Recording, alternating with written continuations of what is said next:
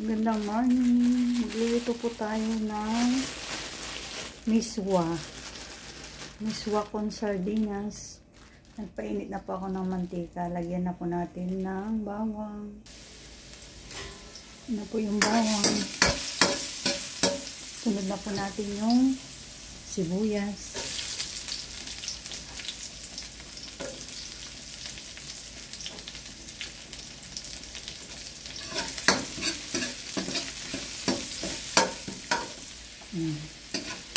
Kapag medyo brown na po yung bawang at saka sibuyas, lagay na rin po natin yung sardinas.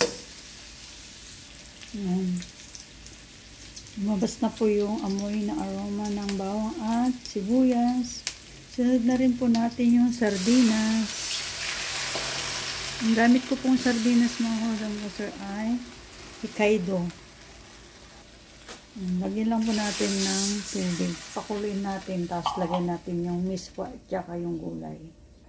Tapos lagyan na rin po natin ng asin, ng paminta, tapos bechin na pampalasa para sumarap. Pakuluin lang po natin ng mga ilang minuto bago natin ilagay yung miswa at saka yung gulay.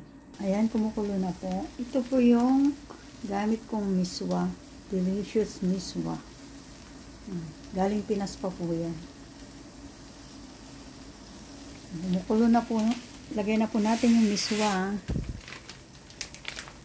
Sunod na rin po natin yung gulay na pechay. Sabay lang po yan kasi sabay din po maluto. Tapos halo-haloin lang. Madali lang po maluto to mga kamadam kasi gulay lang po ito at saka miswa.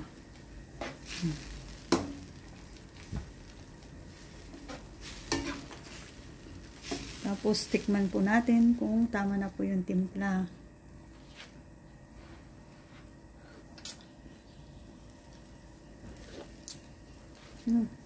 Yummy.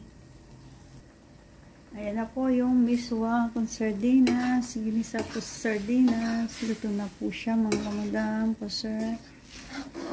Kain na po tayo. Ang sarap pong humigop ng sabaw. Ayan. Masarap pong isahog ang sardinas na Hokkaido kaysa pula. Kasi hindi siya masyadong malansa. Okay na po. Kain na po tayo. Bye-bye. Thank you for watching. Salamat sa inyong panonood. Bye.